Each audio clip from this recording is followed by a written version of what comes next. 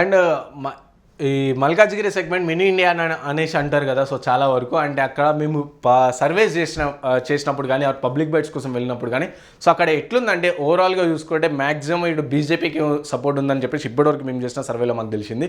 So ఎందుకు BJP అంటే ఇటు మోడీ చరిష్మా కావచ్చు, లేదా మోడీ చరిష్మా చాలా పబ్లిక్లో చాలా బలంగా పోయింది. అలాగే ఈటల రాజేందర్ ఎందుకంటే ఉద్యమకారుడు అని చెప్పిన నేను ఇంతకుముందు.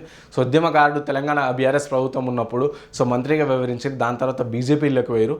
సో అక్కడ పోయినాక సో తను ఇప్పుడు ఎంపీగా పోటీ చేస్తారు కాబట్టి సో కంపల్సరీ ఆయన గెలిపించుకుంటాం. ఎందుకంటే ఇంకోటి ఏంటంటే ఇప్పుడు సిట్టింగ్ ఎంపీగా ఉన్న మల్కాజ్గిరి సెగ్మెంట్లో రేవంత్ రెడ్డి ఎవరైతే ఉన్నారో సో ఆయన ప్రశ్నించే గొంతుగా కాబట్టి ఆయనను గెలిపించడం.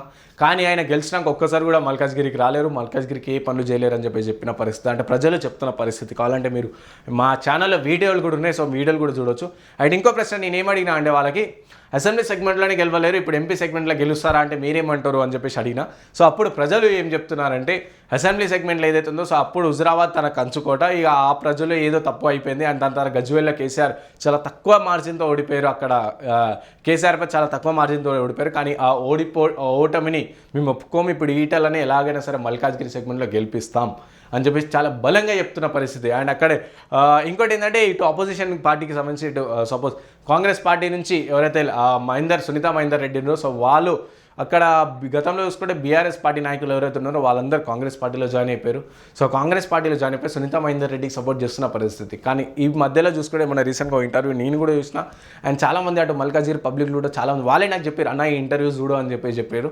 సో ఆ ఇంటర్వ్యూలో ఏంటంటే మీరు గెలిచినాక నిధులు ఏ నుంచి తీసుకొస్తారు అని చెప్పేసి ప్రతినిధి జర్నలిస్ట్ అడిగారు అనమాట. సో తను ఏం చెప్పిందంటే రేవంత్ రెడ్డి నుంచి తీసుకొస్తా అని చెప్పారు. అంటే ఈ విధంగా అంటే తనకి అక్కడ చాలా వరకు అయితే నాలెడ్జ్ లేదు అని చెప్పేసి చెప్తున్న పరిస్థితి. సో తను ఎంపీగా గెలిస్తే సెంట్రల్ నుంచి తెచ్చుకోవాలి మనం పైసలు, అలాంటిది రేవంత్ రెడ్డి ఎందుకు ఇస్తాడమ్మా అని చెప్పేసి ఈ పబ్లిక్ ఎవరైతే ఉన్నారని మేము పబ్లిక్ బైట్స్కి పోయినప్పుడు సో పబ్లిక్ చెప్తున్న పరిస్థితి. సో అన్న ఆమెకి నాలెడ్జే లేదు, సో ఆమె ఎట్లా గెలుస్తుంది అని చెప్పి చెప్తున్నారు. అండ్ బీఆర్ఎస్ గురించి చెప్తే వాళ్ళు నవ్వుతారు, బీఆర్ఎస్ గురించి మేము మాట్లాడాం ఎందుకంటే బీఆర్ఎస్ పార్టీ లేనే లేదు అని చెప్పేసి చాలా స్పష్టంగా చెప్తారు. సో ఈ లెక్కనే చూసుకుంటే ఇటు కాంగ్రెస్ పార్టీ ఇప్పుడు రీసెంట్గా ట్రోల్ అవుతుంది, సునీతా మహేందర్ రెడ్డి చాలా వరకు అయితే ట్రోల్ అవుతున్న పరిస్థితి.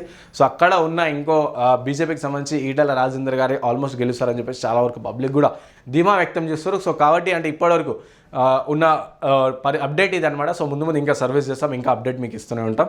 కానీ ఇప్పుడు ప్రజెంట్ సిచ్యువేషన్ చూసుకుంటే ఒకవేళ ఇప్పుడు ఓట్లు పెట్టుకుంటే సో ఫస్ట్ ప్లేస్ ఈటల వస్తుంది and second place and BRS third place పడిపోతుంది అని చెప్పేసి మల్కాజ్గిరి ప్రజలు అంటున్న పరిస్థితి. సో చూద్దాం ముందు ఈ సిచ్యువేషన్స్ ఎలా మారుతాయో అని చెప్పేసి.